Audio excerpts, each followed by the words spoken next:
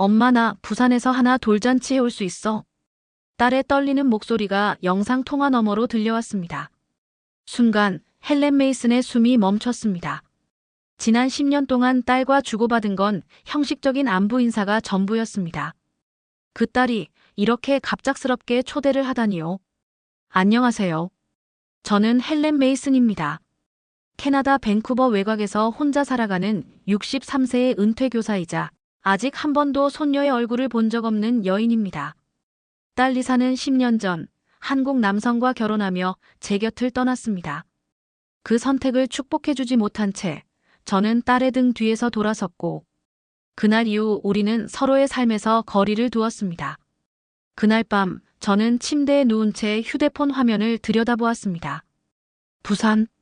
그곳은 저에게 지도 위의 점에 불과한 도시였습니다. 하지만 영상통화 속 딸의 눈빛은 간절했어요. 그리고 무엇보다 그녀가 품에 안고 있던 아이. 하나. 제 손녀였습니다. 살면서 단 한 번도 안아보지 못한 내 피가 흐르는 아이. 언제 가면 돼? 제 입에서 튀어나온 말에 저 스스로도 놀랐습니다. 리사의 표정이 환하게 바뀌는 걸 보며 저는 알 수 없는 설렘을 느꼈습니다. 가야겠구나. 이제는 미룰 수 없다는 직감이었습니다. 그리고 그렇게 제 인생 가장 낯선 여정이 시작되었습니다. 비행기는 김해 공항에 착륙했고 헬렌은 무겁고도 낯선 마음으로 입국장을 걸어 나왔습니다. 기내에서는 잠을 이루지 못했습니다. 모든 것이 불안했습니다. 딸은 여전히 날 반기지 않으면 어쩌지? 사위는 나를 어색해하지 않을까? 그리고 그 아이 하나는 나를 받아줄까? 출국장 유리창 너머로 딸 리사의 얼굴이 보였습니다. 조금 야위었고 낯설 만큼 성숙해진 표정이었습니다. 그 옆에는 낯선 동양인의 얼굴사위 민준, 그리고 그의 품에 안긴 아기 하나. 헬렌은 미소를 지으려 했지만 입과 근육이 굳어 있었습니다. 엄마 오래 기다렸어요. 리사의 목소리는 조심스러웠지만 진심이 느껴졌습니다. 사위 민주는 고개를 깊숙이 숙이며 인사했습니다. 처음 뵙겠습니다. 어머님, 오시느라 고생 많으셨어요. 헬렌은 그 예의 바르고 조용한 젊은이에게 고개만 끄덕였습니다. 어딘가 감정을 드러내면 안 된다는 오래된 자신만의 태도가 작동하고 있었습니다. 택시에 올라타 부산 시내로 향하며 헬렌은 창밖을 바라보았습니다. 낯선 한글 간판들, 바쁘게 움직이는 사람들, 뿌연 하늘. 이질적이고 동시에 묘하게 따뜻한 풍경. 딸이 이곳에서 살아간다는 현실이 이제야 실감이 났습니다. 그녀는 가방 안에서 손수건을 꺼내 꽉 쥐었습니다. 손녀의 첫 생일이 아니라면 아마 이 여정은 영영 시작되지 않았겠지요. 하지만 이제 되돌릴 수 없었습니다. 도착한 순간 헬렌은 깨달았습니다. 이 여행은 단순한 방문이 아니라 지난 10년을 회복할 단 하나의 기회일지도 모른다는 것을. 도착 첫날 저녁 헬렌은 리사의 아파트에 들어섰습니다. 높은 층에 위치한 집은 도시가 내려다보이는 통창과 고요한 분위기가 인상적이었습니다. 그녀는 구두를 벗고 낯선 실내화에 발을 집어넣으며 천천히 거실을 살폈습니다. 그곳에는 마치 낯선 세계 속 오아시스처럼 아기 침대 하나가 놓여 있었습니다. 하나야, 이분은 너 할머니야. 리사가 조심스레 아이를 안고 다가왔습니다. 헬렌은 그 앞에서 말없이 멈췄습니다. 작은 몸, 붉은 뺨, 동그란 눈동자. 그 아이가 고개를 갸웃하더니 이내 손을 내밀며 방긋 웃었습니다. 그 웃음에 헬렌은 무너졌습니다. 심장이 아플 만큼 뛰었습니다. 이토록 순수한 눈빛을 어떻게 외면하고 살았을까? 그녀는 조심스럽게 아이의 손을 잡았습니다. 아기의 손은 작고 부드러웠고 따뜻했습니다. 그 온기에 헬렌은 말없이 눈을 감았습니다. 이 아이에게 나는 어떤 존재가 될 수 있을까? 그녀는 입을 열지 못한 채 가만히 손을 감싸준 채 앉아 있었습니다. 사위 민주는 말없이 커피를 내려 테이블 위에 올려두었고 리사는 조심스레 아이를 그녀의 품에 안겨주었습니다. 처음으로 품에 안아본 손녀. 헬렌은 말없이 깊고 오래도록 아이의 체온을 느꼈습니다. 그녀는 몰랐습니다. 이렇게도 간단히 사랑이 시작될 수 있다는 걸. 말도 과거도 다 필요 없는 순간. 그저 눈을 마주한 그 순간 마음 깊은 곳에서 단단한 얼음이 조금씩 녹아내리기 시작했습니다. 다음 날 아침 헬렌은 동네 산책에 나섰습니다. 딸이 아이를 유모차에 태우고 앞장을 섰고 헬렌은 따라가며 주변을 살폈습니다. 산책로는 정돈되어 있었고 아파트 단지 곳곳엔 벤치와 작은 정원이 꾸며져 있었습니다.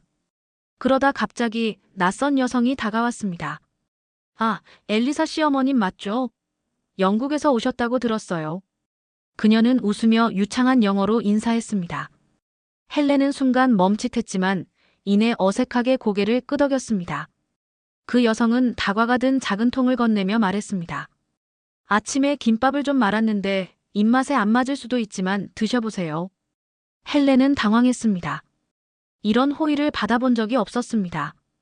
이웃은 벽 너머의 존재일 뿐, 이름도 모르고 살아가는 것이 익숙했던 삶. 그런데 이곳에선 처음 보는 사람이 음식을 건네고 다정하게 웃습니다. 그날 하루 동안 그녀는 같은 인사를 몇 번이나 들었는지 셀 수도 없었습니다. 엘리베이터에서도 단지 내 상점에서도 어르신들이 할머니 오셨냐고 웃으며 말을 걸었습니다. 심지어 관리실 직원은 헬렌이 걷기 편하도록 평지 루트를 알려주었습니다. 그녀는 당황스러웠지만 이상하게도 기분이 나쁘지 않았습니다. 누군가가 나를 지켜보고 있다는 느낌. 그것이 간섭이 아니라 관심이라는 것을 이곳에 와서 처음 배웠습니다. 그날 밤 헬렌은 혼잣말을 했습니다. 여긴 너무 가까워서 낯설어. 그런데 그게 싫지는 않네. 돌잔치를 며칠 앞둔 어느 저녁 아파트 안은 고요했지만 공기 속엔 묘한 긴장감이 감돌았습니다. 헬렌은 거실 소파에 앉아 리사의 동선을 조용히 따라가고 있었습니다. 리사는 연회장 예약 확인 전화를 받고 초대장 발송 체크리스트를 점검하며 분주했습니다. 리사, 내가 도울 수 있는 게 있을까? 헬렌이 조심스레 물었습니다. 리사는 멈칫하다가 고개를 돌렸습니다. 그 표정에는 피곤함과 억눌린 감정이 뒤섞여 있었습니다. 엄마는 그냥 참석만 해줘. 부담 갖지 말고. 그 말은 조용했지만 날카로웠습니다. 헬렌의 얼굴이 굳었습니다. 순간 자신이 환영받지 못하고 있음을 다시금 확인받은 듯한 느낌이 들었습니다. 참석만 하라니 넌 내가 왜 왔다고 생각하니? 헬렌의 목소리는 평소보다 낮고 무겁게 가라앉아 있었습니다. 리사의 눈빛이 차갑게 바뀌었습니다.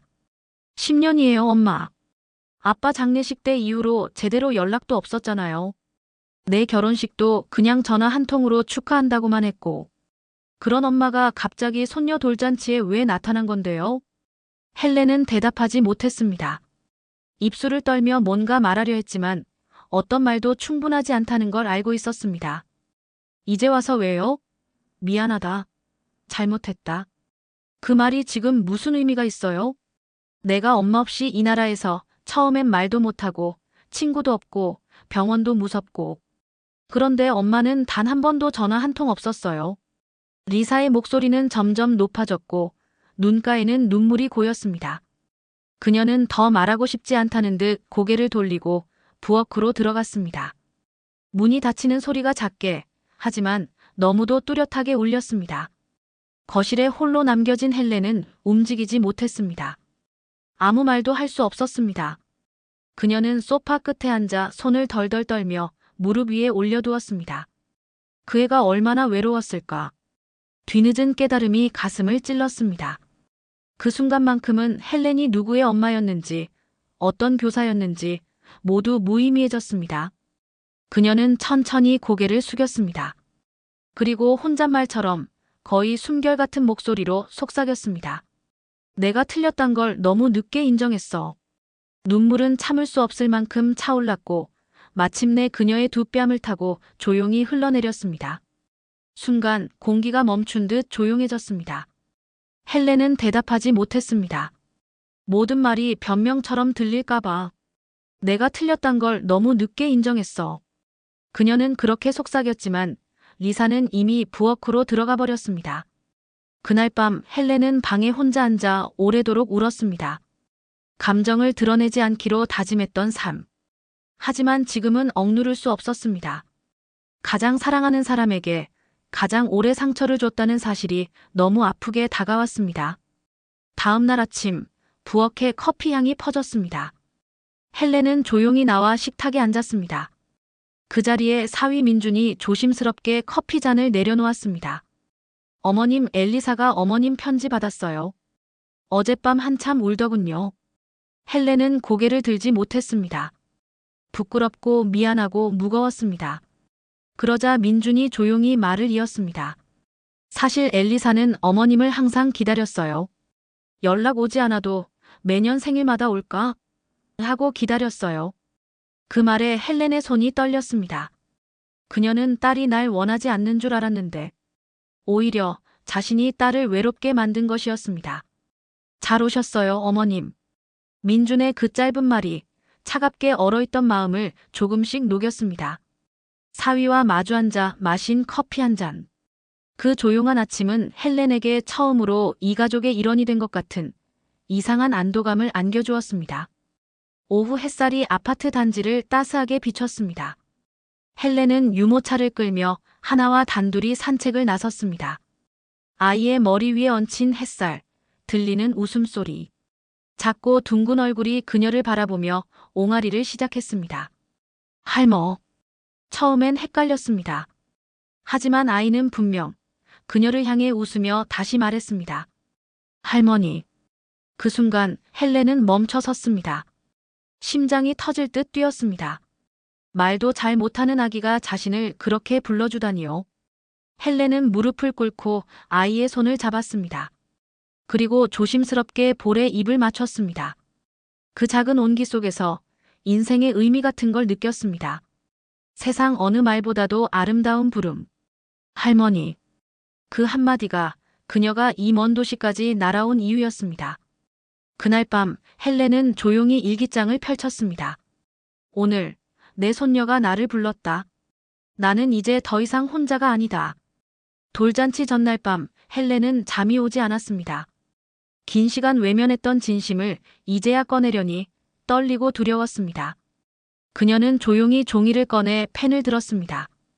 딸에게 주는 편지. 단 한 줄도 쉽게 써지지 않았습니다. 몇 번을 찍고 다시 쓰고 손끝이 떨렸습니다. 리사, 널 사랑해. 그 말을 제대로 전한 적이 없었지. 내가 틀렸어. 미안하단 말, 이젠 내게 들릴까? 그녀는 편지를 접어 봉투에 넣고 식탁 위에 올려두었습니다. 이름을 쓰는 대신 딸이 가장 좋아하던 꽃 모양을 그려 넣었습니다. 그리고 문을 닫으며 속삭였습니다. 내일 이 편지가 너의 마음을 조금만 열 수 있다면 그것으로 충분해. 돌잔치 날 연회장은 따뜻한 색으로 장식되어 있었습니다. 이웃들, 친구들, 그리고 사위 가족까지 모두 모였습니다. 하나는 예쁜 한복을 입고 무대 위에 올랐고 사진기 셔터 소리가 이어졌습니다. 그러던 중 리사가 조용히 일어섰습니다. 그리고 엄마의 편지를 들고 나와 모두 앞에서 읽기 시작했습니다. 딸아, 늦었지만 너를 사랑해. 목소리는 점점 떨렸고 마침내 그녀는 울음을 터뜨렸습니다. 헬렌도 조용히 눈물을 흘렸습니다. 둘 사이를 가로막던 시간과 오해, 상처가 그 순간 허물어졌습니다. 모녀는 마주서서 서로를 꼭 안았습니다. 환호성도 박수도 없었습니다. 그저 조용히 흐르는 눈물과 품 안에서 전해지는 온기. 가족이란 말, 정이란 말이 처음으로 가슴 깊이 내려앉는 순간이었습니다. 여행의 마지막 날, 헬렌은 가방을 싸며 고요한 집안을 바라보았습니다. 리사는 도시락을 싸주며 말했습니다. 엄마, 다음엔 김치도 담가볼래요? 헬렌은 웃으며 고개를 끄덕였습니다. 그 순간 초인종이 울렸고 말순 여사가 손에 상자를 들고 서 있었습니다. 이건 놀이개예요. 하나의 할머니에게 주고 싶었어요. 헬렌은 그것을 품에 안고 조용히 그녀와 포옹했습니다. 기차역으로 향하는 차 안 헬렌은 창밖을 오래도록 바라보았습니다. 이제는 낯설지 않은 거리, 익숙해진 한글 간판. 그리고 마음속 깊은 곳에 자리 잡은 따뜻한 감정. 여긴 이제 나의 또 다른 집이야. 그녀는 혼잣말을 했습니다. 손에는 놀이개가 들려 있었고 눈에는 미소가 번졌습니다. 비행기가 이륙하고 창밖으로 한국 땅이 멀어져 갔습니다. 헬렌은 좌석에 앉아 가방 속 봉투를 꺼냈습니다. 그 안에는 하나가 손으로 찍은 붉은 손바닥 도장이 찍힌 편지 한 장이 있었습니다. 할머니, 또 놀러와요. 하나가 기다릴게요. 아이의 미완성 글씨가 적혀 있었습니다. 헬렌은 천천히 눈을 감았습니다. 눈시울이 붉어졌고 손끝이 따뜻해졌습니다. 이 여정은 단순한 방문이 아니었습니다. 오랜 미안함을 녹이고 가족이란 단어를 되찾은 인생의 전환점이었습니다. 그리고 그 순간 그녀는 깨달았습니다.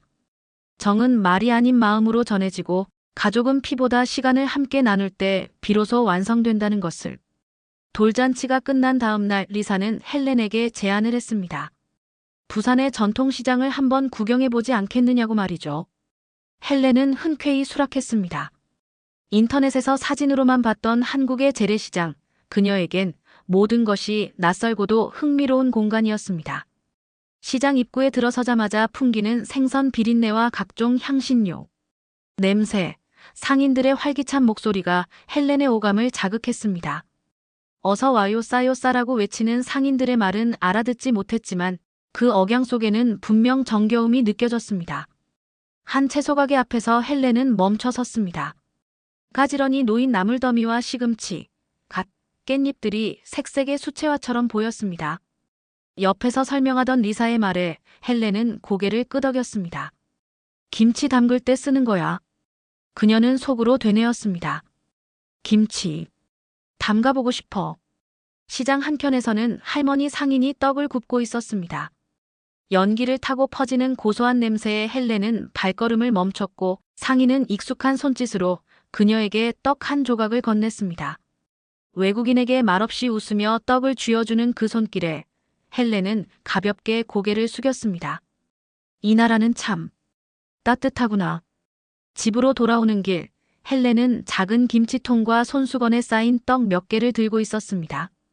시장은 단순한 관광지가 아니었습니다. 그날 그녀는 한국 사람들의 숨결을 느끼고 또 하나의 추억을 품에 안았습니다.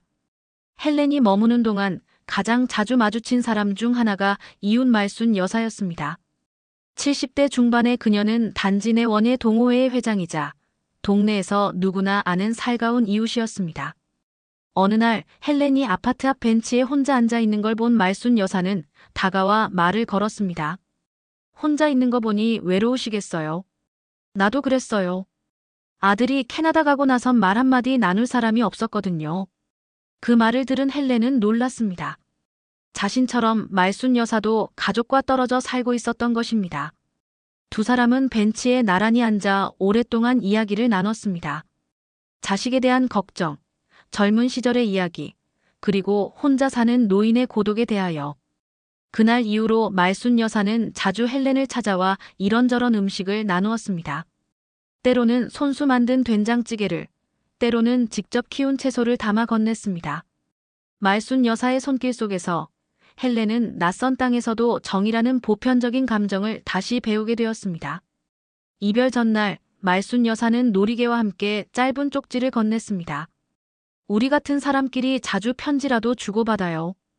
헬렌은 그 쪽지를 조심스레 가방에 넣었습니다. 그리고 마음속에 한 문장을 새겼습니다. 타국에서도 마음을 주고받는 건 언어보다 더 따뜻한 일이다. 그날 밤 헬렌은 일기장 마지막 페이지에 이렇게 적었습니다. 나는 혼자였지만 혼자가 아니었다.